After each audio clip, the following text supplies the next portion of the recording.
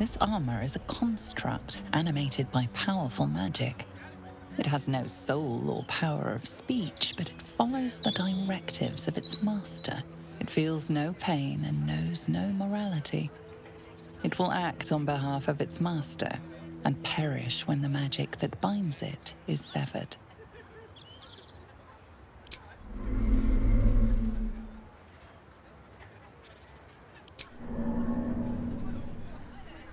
How can I help you? It is, rather. Master Leroican has us keep it to a high standard. I'm his apprentice, and in addition to attending the shop, I'll one day enter his tutelage. You must be here to shop. I am Sundries, while Toner deals with tomes. Or are you perhaps another adventurer with information on the Night Song? It's all I deal with these days. People claiming their trinkets are the real Night Song, looking for the mountain of gold Leroican promised. There's even a pamphlet. Take one. They're on the desk.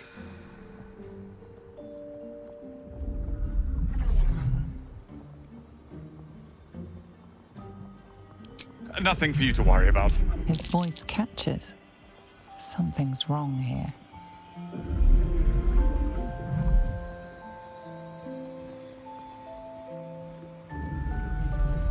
If you've got information, Master Leroican will want to speak to you immediately. He speaks of almost nothing else than the Night Song's retrieval. Head upstairs to find the way into his tower, but be careful. Mistakes are always punished around here. Literature department. Can I help you? Shh. These books are sensitive. They prefer an environment of quiet reverence.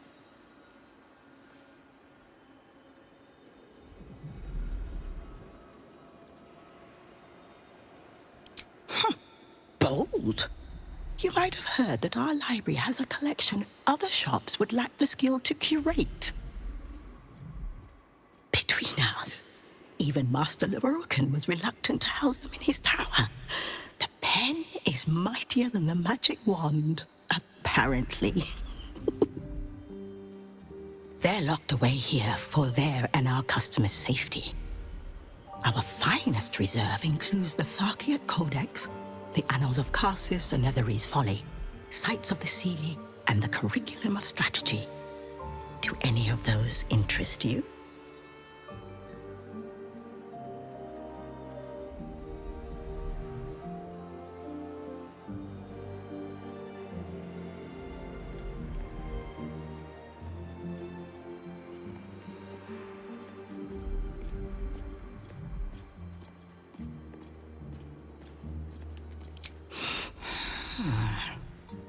Interesting choice.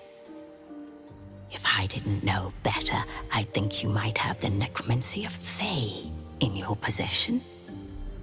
I'd advise tremendous care with the Tharkiot Codex. The cost of unlocking its mysteries is onerous.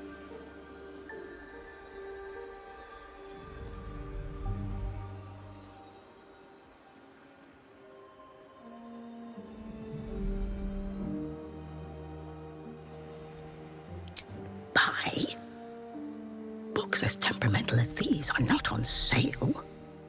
They are secured in our vault, where none can harm them, nor can they do any harm.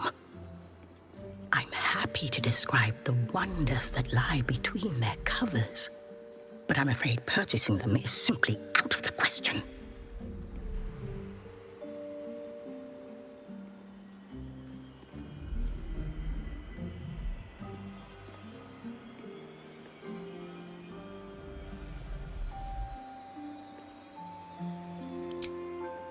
You've heard about the Red Knight, I trust?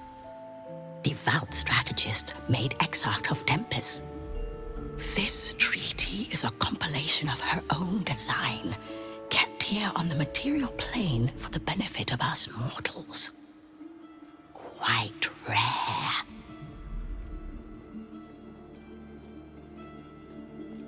It is said to be written by Lord Karsus himself, The Netherese arcanist who attempted to replace the goddess Mystra failed and was banished for the attempt.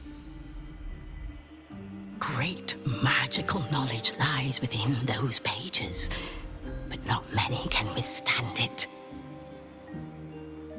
The annals of Carsus would no doubt have much to say about the crone's true nature. If only you could read them.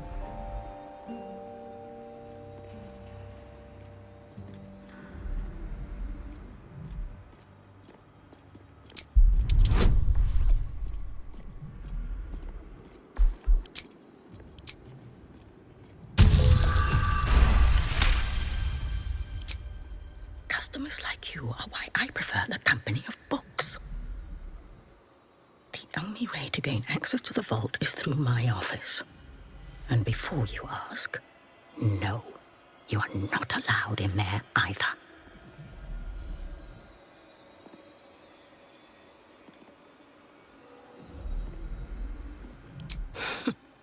You certainly have. Even simple knowledge of these tones is enough to stimulate most. Welcome, dear patron, to the floor at the top of the stairs. If you have information about the Night Song, great riches await. If you are here to waste the great wizard Leroican's time, reconsider. Let your knowledge determine your path forward.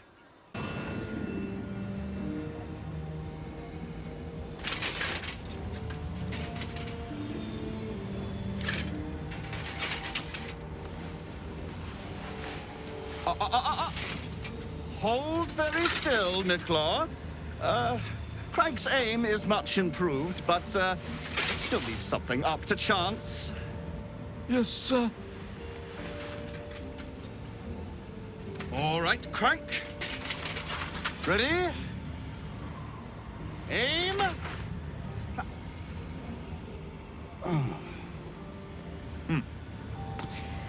We have a visitor.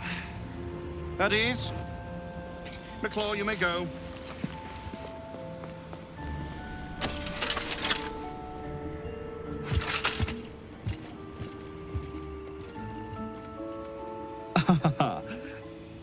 I see no Night Song.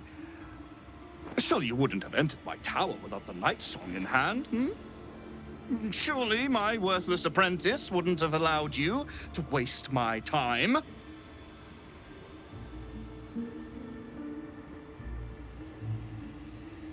You'll have more gratitude than you know how to count once the Night Song is in my hands. Do you have it or not?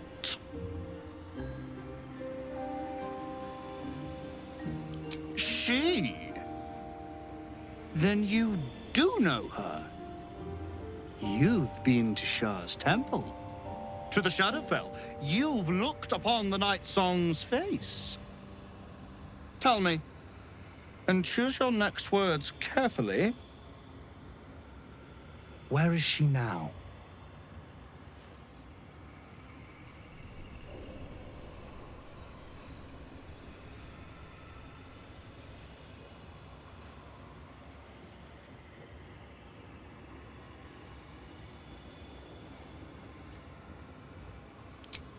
I'm growing tired of this repartee, my friend. Let us cut to the chase.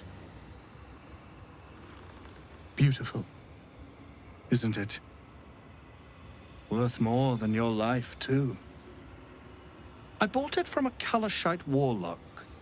There's very little of his soul left to him.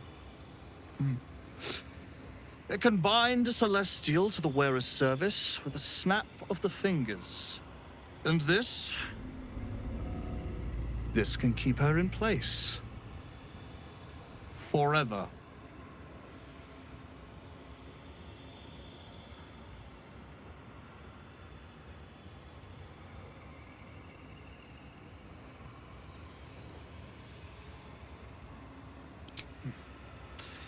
It didn't work out for poor Ketherick, did it? He was a fool.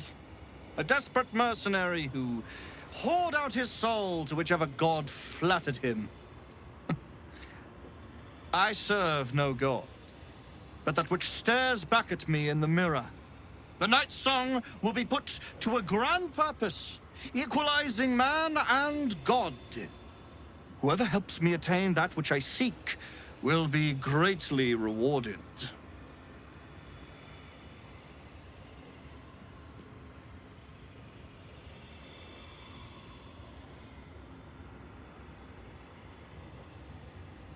Of course not.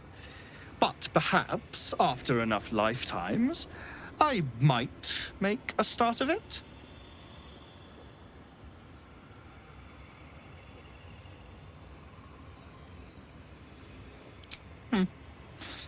We shall see, won't we? Do as I say, and you will be rewarded beyond imagination.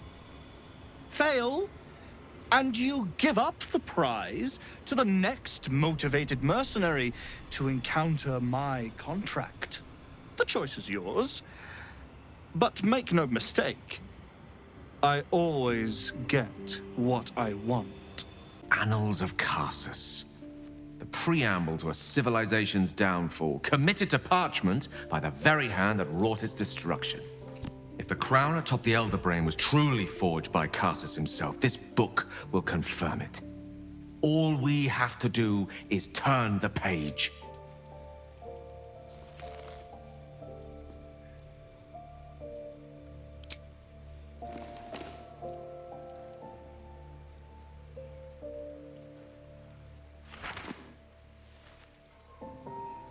That devil Raphael was telling the truth. There's no doubt. The crown of Karsus is what's controlling the Elder Brain. And this is no mere journal. It contains Karsus's original plans for the crown's construction. His designs for godhood.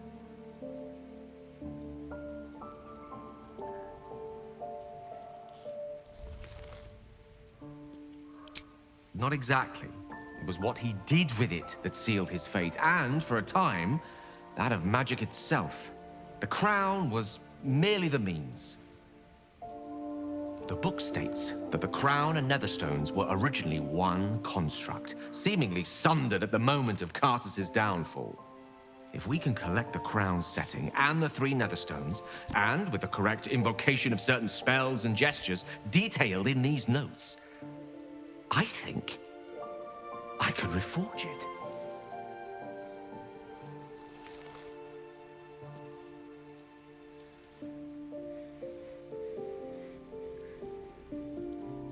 To every end you can imagine, and 1,000 more beyond. Just think of it. The power of the gods in mortal hands at last would be free of doctrine and dogma, confined only by the limits of our imaginations. I promise you, the gods will never grant us such a blessing, no matter how much we worship and adore them.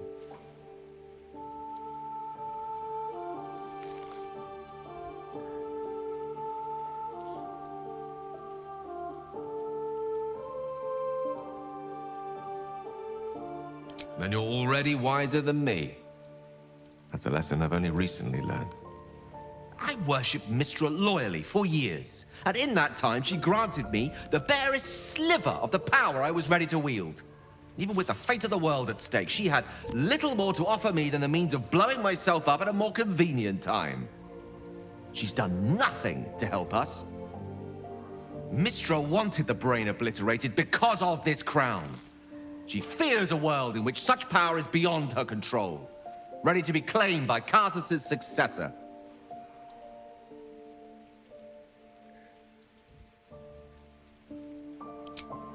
Neither of us can know what truly may be if we don't at least try. Potential is nothing in itself, just a fleeting dream unless we drag it into the waking world. Please, at least think on it. Powerful as he was, Karsus lacks some advantages I can lay claim to. I know Mistra intimately, and I carry a fragment of the weave itself within my body. Karsus achieved many things, but he never managed that. A long road lies ahead before the crown comes into our possession. All I ask for now is that you do not dismiss this possibility out of hand. Please, at least think on it.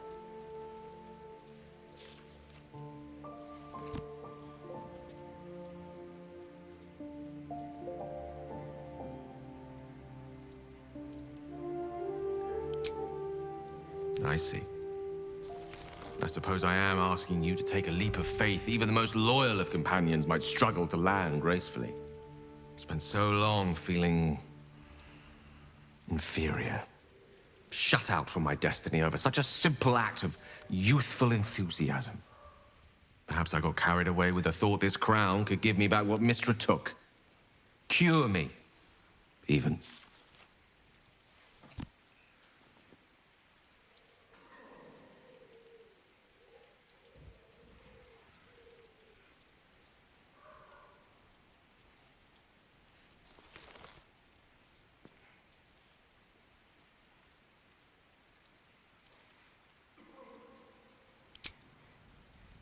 You're right. There aren't many wizards who'd care to be mentioned in the same breath as him, or his folly. Whatever comes of this, we cannot allow the crown to be reforged in Raphael's image. A devil wielding the might of Carsus? It would be the end of everything. No time to talk, I'm afraid. Expecting someone. Mother's milk, your visage speaks of ill tidings. Speak, ally mine. What troubles you?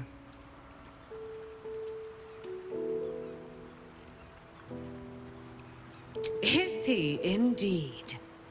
Pray tell, what does he seek from Dame Aelin?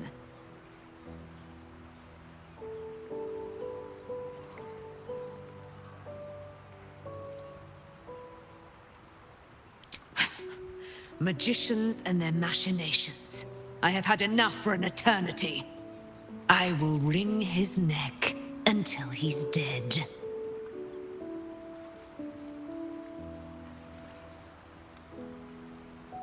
It is he who must not pursue me. Let us travel to his chambers, his lair. We will see him undone, in the style of the dead, unburied Ketheric Thorm. I'm coming with you. I'd like to get a few licks in myself. My darling, we agreed you'd scout for the nearest Selûnite enclave this very night. Let us divide our efforts, all the sooner to be reunited. I won't let you go alone. Who knows what this wizard might have planned? Our closest ally will accompany me, won't you? It will be a swift and fruitful chore. Hie we to this Lorroakan right away. I am as eager to meet him as he is to ensnare me. I've had my eye on you. Hot as brimstone, jagged as lightning, and seething like the river Styx. But there's something missing, isn't there? You're hungry for pleasures beyond this plane. Something more satisfying than mortal flesh, blood, and bone.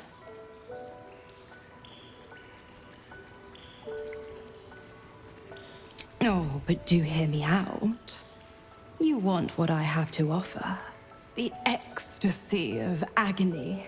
The pain of the damned, distilled into pure bliss. Beyond every climax you've known. The little death writ large. Smile, and I'll come to you when you put your head down to rest. I will sate your most forbidden lusts. Or don't, and know the eternal ache of the unknown and the unanswered. Dear me, I've overestimated you. Trust me, I shan't be making that mistake again. Ta-ta. What have we here? A magician in a tower, hiding away from the frightening world. What are you so scared of, Magus? Not the night song, surely? Why, she's nothing but a relic to be purchased and pursued. My God. The night song is a person. At last. There you are, my dear. You will address me with due deference. I am Dame Aelin. And you are a whelp without honor, without pride, with nothing but a tower full of trinkets. Oh, my apologies, Dame Aelin. I meant no disrespect. I asked our mutual friend here to make an introduction that I might get to meet the famed daughter of Selûne. Forgive me for that impudence. Perhaps our friend can bridge the gap and do what I believe they came here to do?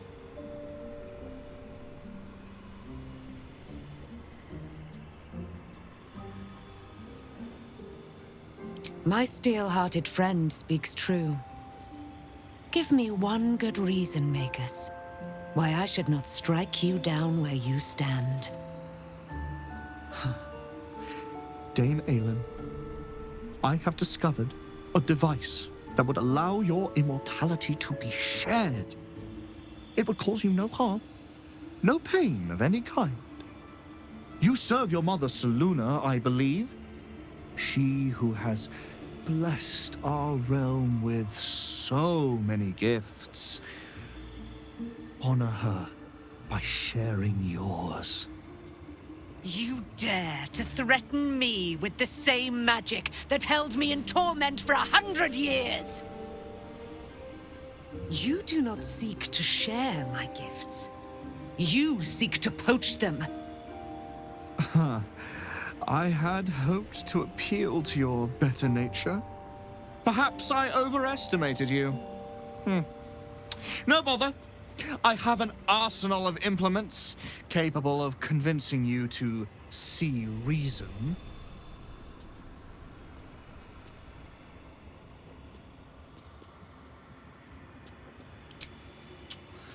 A pity you didn't prove a more reliable ally.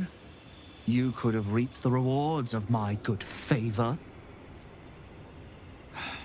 I'd hoped you to keep an open mind, but it seems you're determined to make this as difficult as possible. Master, let us show these amateurs the price they pay for challenging real wizards. I have great plans for you, Dame Aelin. And if you will not go quietly, then you'll go kicking and screaming. Magicians and their plans for Dame Aelin. Predictable, sadistic, flaccid. Myrmidons! Imperatum! Lorroakan, you who would see me caged, you who would purchase my submission with profane gold. Let every wicked magus, every vile murtherer, each slaver and misery merchant see. Dame Aelin is watching. She is indomitable. And when her face lights the shadows of your wrongdoing, you are broken by its beauty. The Firehead Fool is dead. Yet as I stare upon his corpse, I feel sadness. Why?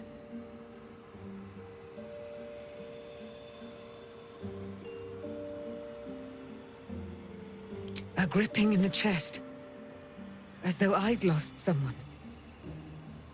Something. Paladin's fatigue, no doubt. You were excellent in battle, as is your way.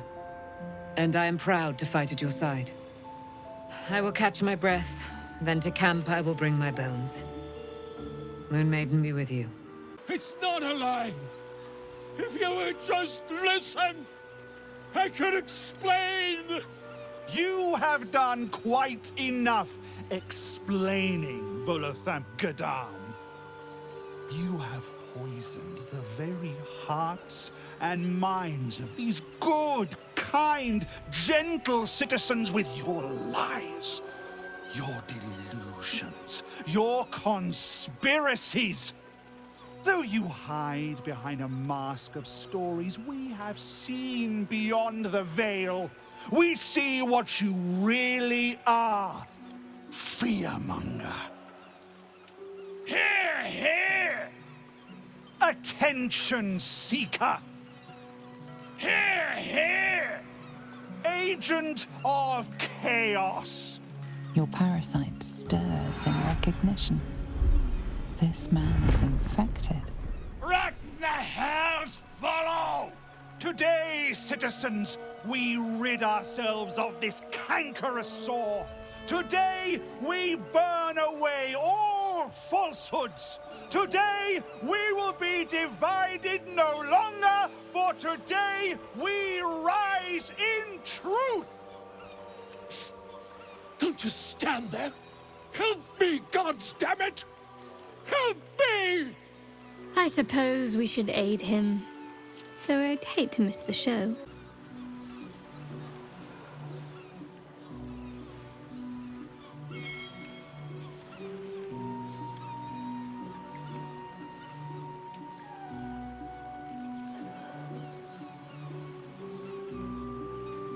The newcomer speaks, and speaks of evidence, and trials, and justice.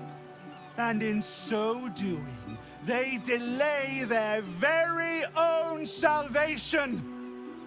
Dear citizen, dear friend, rest assured you will have your justice. But I'm afraid the time for trials has passed. Now is the time for judgment!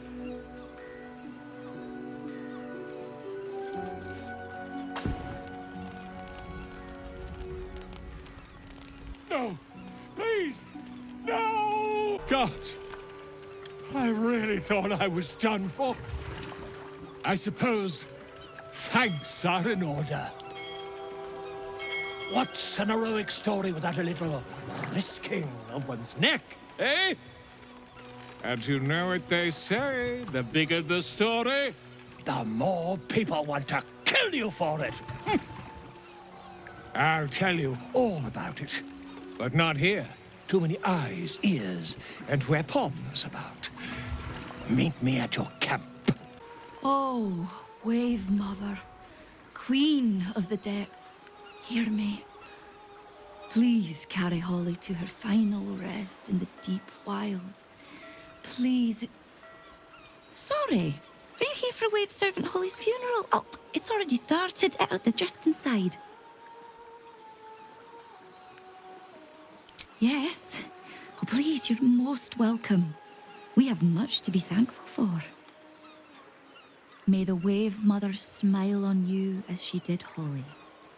It is splendid to see you again, my friend. If you hadn't saved me from that mob, I'd be penning a guide to the afterlife based on first-hand experience. Perhaps you would hazard a guess as to why the mob turned on me? Nonsense! It is my dedication to truth that endangers my well-being, and I have uncovered the most startling truth imaginable. The Lord of Murder has returned. As he did 100 years ago, Baal has set his accursed sights on Baldur's Gate, and his temple runs red with the blood of the innocent. Oren is his chosen. And like Sarevok before her, she is able to take on the savage form of the Slayer. If the Slayer is not stopped, it will slaughter every living thing in this city. As one of those things, I'm particularly eager to stop it. And there is a way. I have a study of the beast, penned by the wizard Irenicus himself. It contains all the knowledge needed to slay the Slayer. Now I just need a brave adventurer, willing to face Baal's chosen, and to put the knowledge into practice. Wonderful! I can scarcely think of anyone more suitable. It will serve you well. A study of the Slayer, penned by John Irenicus. It's one of a kind, so do try to keep it away from the inevitable bloodbath, the Dream Eater. It is said the children of Baal are claimed throughout their sleep, ever disturbed by visions of a life of bloodshed and terror. Once they have seen too much, once these dreams drive their minds to break, they are beset by the Slayer. It is a beast of unspeakable violence that consumes all in its path, including the soul of the one who is host to it.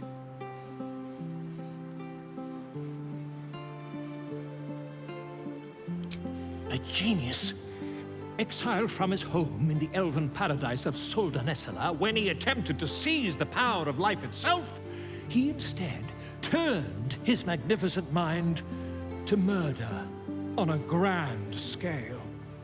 That is how he came to crave the power of the Baal spawn.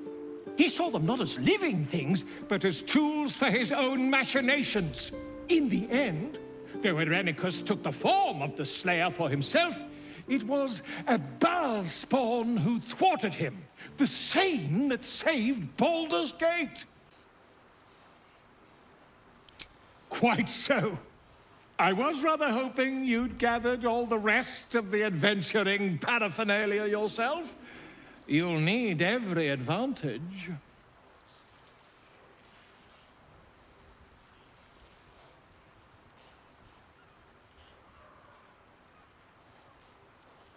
I am a living witness to Baal's defeat those 100 years ago. So I know your battle against him is not futile. He can be stopped, but not all of those who stood against him survived. And those who did were never the same again. I wish you luck, my friend. And I hope that when I see you again, you'll be in one piece. 2 or 3 at most. You are asking the impossible. Gyrometics require a steady hand and a sharp gaze. I can barely keep my eyes open. I need to rest. You have a son, do you not? Is he as lazy and pathetic as his spineless mother?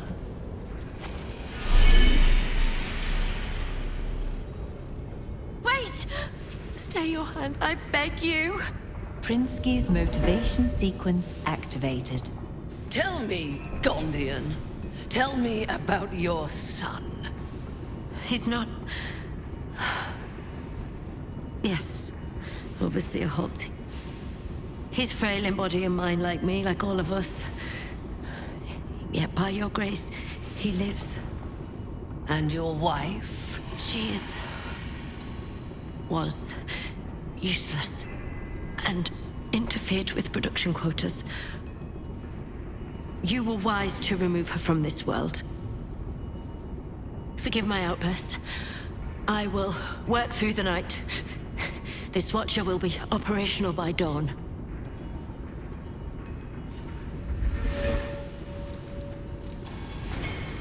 I will allow it.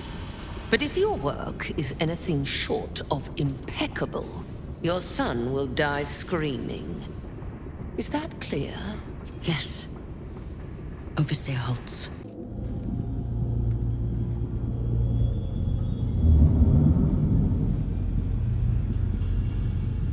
Scared and miserable, with visible cuts and bruises, these people can only be one thing: prisoners. Non gufgrish of the lore. Your nervous gait betrays your presence, stranger. You don't belong here. Who are you?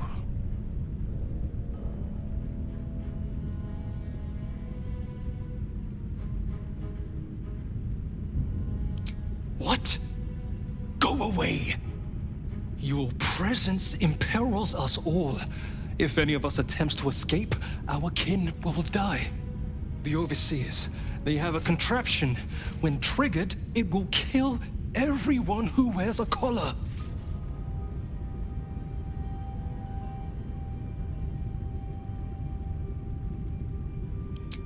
You underestimate the enemy. The Overseers, they are Glixbran Rakthar.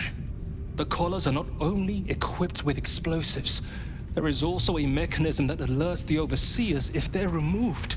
One of us may be able to save themselves, but it would be at the expense of everyone else. We can't risk it.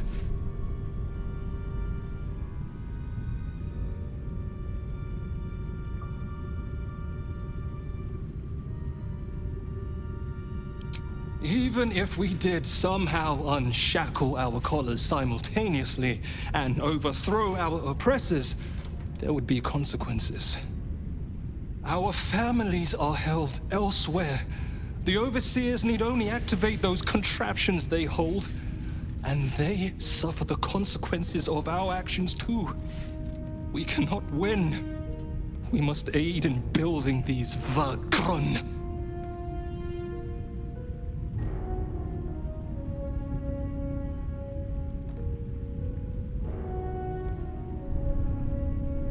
Gungal. Aye. Even more, I'd help you destroy this place.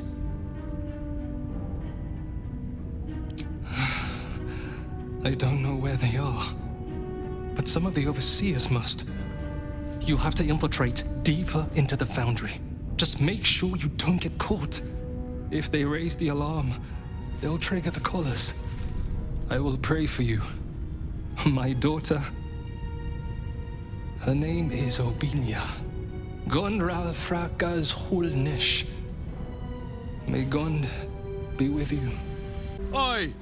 What's this? You ain't supposed to be down here, mate. A submersible. It matches the description of the vehicle that brought the Gondian hostages into the Iron Throne.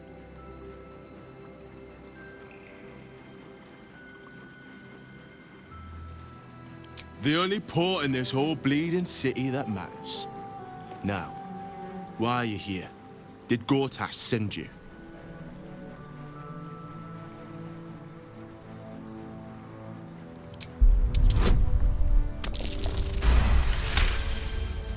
No news is good news, right?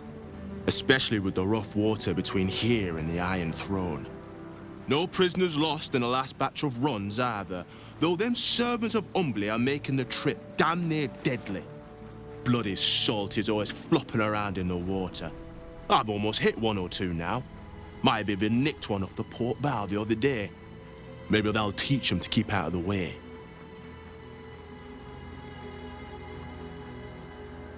You're testing me. All right. It's an underwater prison, most secure in the realms. Myself and Cap are the only ones who can make it there in one piece. Lord Gortash keeps some Gondians there.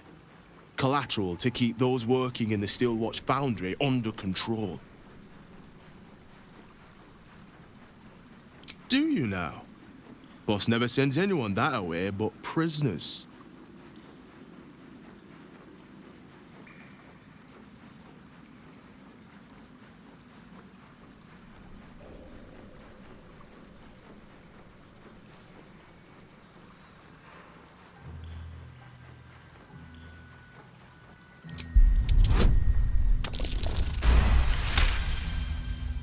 Oh, the Jableeder's on you. Look, I don't want any trouble, but I know old Gortash is up to some mad shit in there. I'll take you in, but look, there's some bad shit going down in there. You don't want to get involved.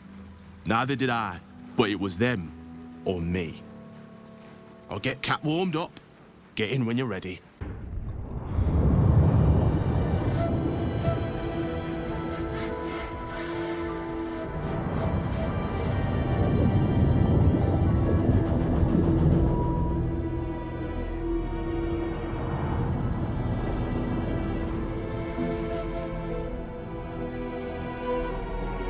Aren't you the intrepid little adventurer, digging and diving where you don't belong?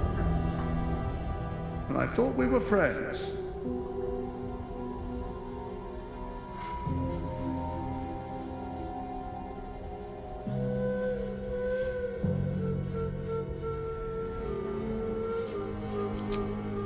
The Iron Throne, a ruin from the city's dark past that could become a template for a brighter future. It is a most useful tool for motivating my Gondian workforce, key to the construction of the Steelwatch that keep the city safe But like all tools, the moment it ceases to be useful, I will break it. Thanks to your trespassing, that moment may have come. Return to the city, find Orin, and claim her Netherstone as you agreed to do. And then I will forget this transgression. Your conscience pricks. You did agree to an alliance after all. But then again, what honor need there be with someone like Gortash? How many people are trapped within? How many lives will be lost?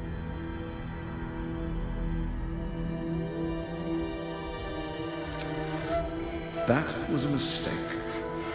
When the corpses start to wash up on the shore, remember, you could have prevented all of this.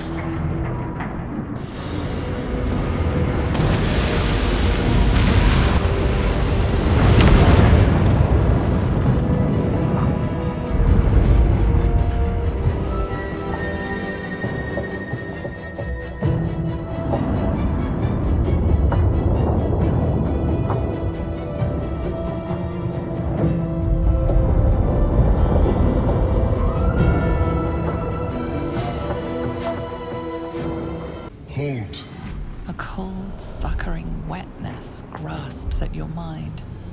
A voice, familiar to you from the Underdark, wraps itself around your brain. You must act with haste. Duke Ravengard is held within these walls. He must be extracted.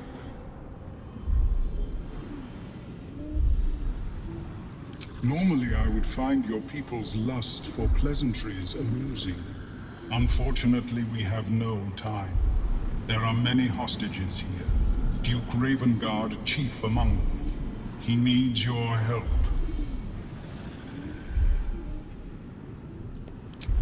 Duke Ravengard is held in the security wing. Be careful. There are many hazards. This structure is collapsing. Act with speed. Act with efficiency. Good luck.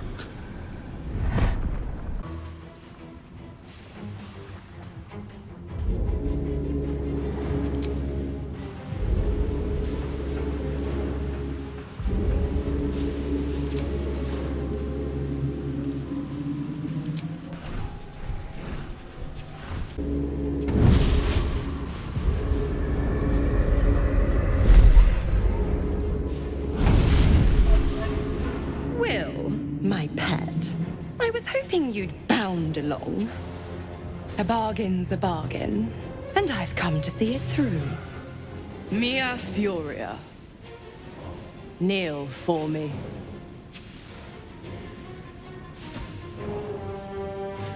What are you doing? Exactly what you asked for. Now, stand back and enjoy the show.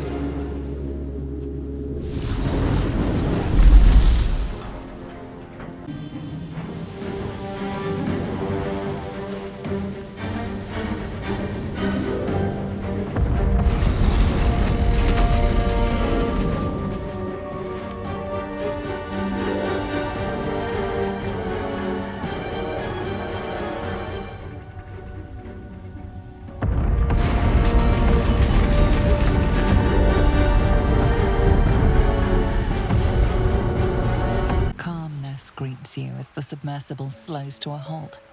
Unlike the Iron Throne, you remain intact. So it seems will the families of all the hostages rescued from the throne.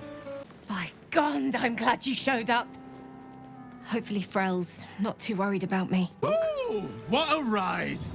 I won't forget it anytime soon. And Cap neither. I might have underestimated you before. Won't do that again. Thanks for the adventure. You were so heroic. My word. I can't wait to tell Squav what happened. Gods, I hope he's all right. My sincerest thanks, friend. I don't know what possessed you to find us in that place, but I am surely glad you did. First you cleave my heart in twain, now you shatter it to pieces. My son, a monster. Twisted beyond recognition. To think my blood flows through those veins. Is this my fate? To be freed from Gortash's hell, only to be trapped in yours? It isn't what you think. It never was. You turned your back on me, on your city, to chase the she-devil and her power. She stinks up the place even now. It is exactly what I think.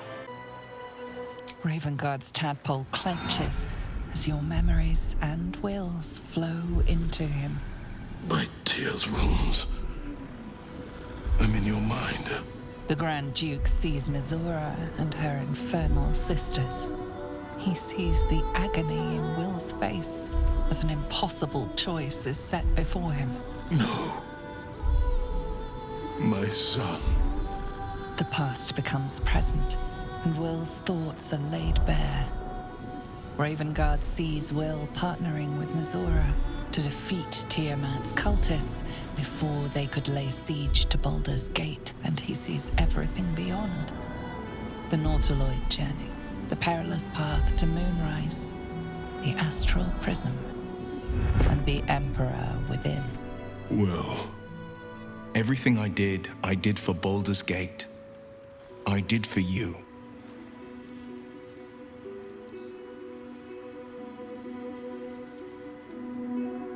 My son. You sold your soul to save Baldur's Gate, and I cast you out for it. You gave yourself to the Hell's eternal fires so I might walk free. By the gods. Can you ever forgive me? There's nothing to forgive. You wanted to protect the city. I only ever wanted the same. You are a better man than most, and a better son than I deserve. I'll yet make amends, but my duty is first and foremost to the city and its people. There's something I must ask of you. Before I was captured, I was on a mission. Returning from Elturel, I discovered the plans of the Absolutists. I immediately realized the city couldn't defend itself against such an army. I didn't despair, because the city has a secret guardian, a worm that sleeps beneath. He can be called upon in times of great need. This is such a time. You've been trained in the ways of the great champions and proven to be one of them. The worm will answer your call. You must seek him out. A bronze dragon, yes. He sleeps beneath us even now, awaiting a hero to rouse him. The worm goes by many names. Answer, the waiting storm, the heart of the gate. He promised Baldur he'd protect the city if ever its existence was threatened, but just the once. Since then, the city has faced countless threats, but we always overcame. There was never a need to call on the worm. Until now, the Absolute is the greatest threat Baldur's Gate ever faced. The worm must be awakened, and the task falls to you. Take this. The legend of Ansur. An ancient epic. Ill-remembered. Dismissed as a mere tale. Let it set the path before you.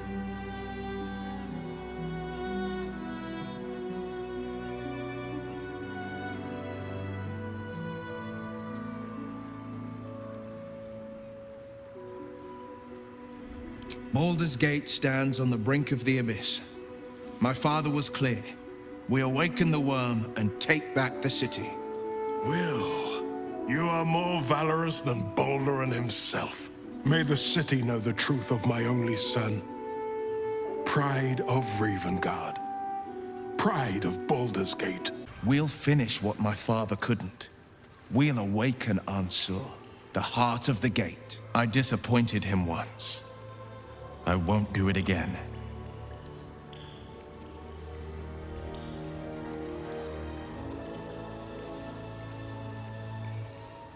Go on, read the legend of Ansur. Then we can plan our next steps. It's complicated. There's the joy of reconciliation, the relief of forgiveness, and the anxiety of new expectation. It's a flurry of emotion. I'm not sure how to make sense of it.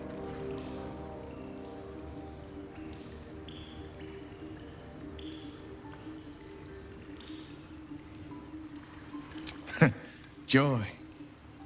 To my father, I was only ever a boy. Incredible that he can see the man I became. Once all this is ended, once we've crushed the brain and freed the people, I could once more call Baldur's Gate home. Whether I return there, well, only time will tell. What happened to Obelia? Is she safe?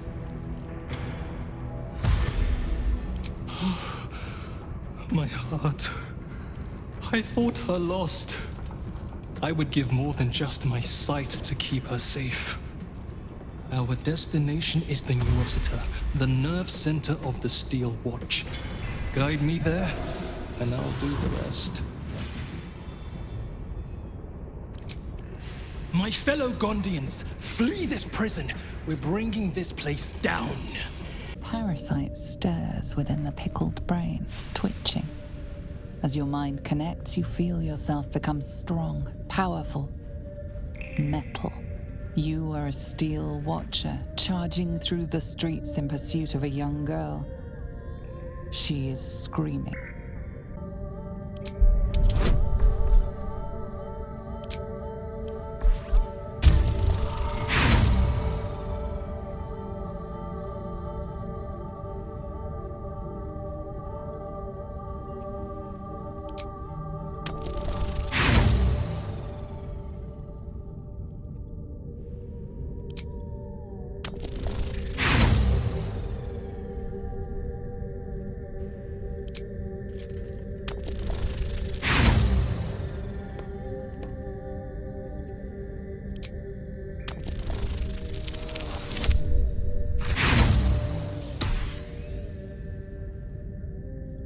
The parasite is too strong, and you can only watch as the little girl rounds a corner to find a dead end.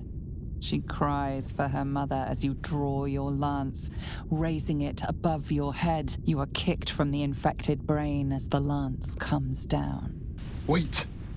Elevator gyroscopes, triple-set quadrupex. No, it can't be.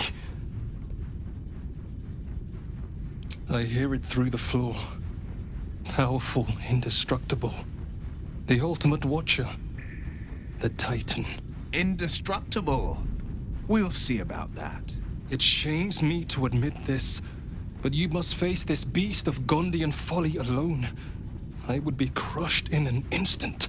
When it raises its shields, strike it with every scrap of magic and might you possess, and pray to God that it does not fire upon you. Good luck, my friend. The Neurosita. I can hear its hum. Familiar, yet painful. I helped design the Steel Watchers, toiled night and day on the first bipedal prototype. It is fitting it ends this way. I will bring down not only the Steel Watch, but the very foundry itself. This place will be smoke and rubble when I am finished. Are you ready, my friend? Like the foundry, the Neurosita's exterior is near impossible to penetrate. However, its inner circuitry is highly unstable. I'm going to rain fire upon it from the inside out. Gond, let your hammer be my courage, your furnace my heart.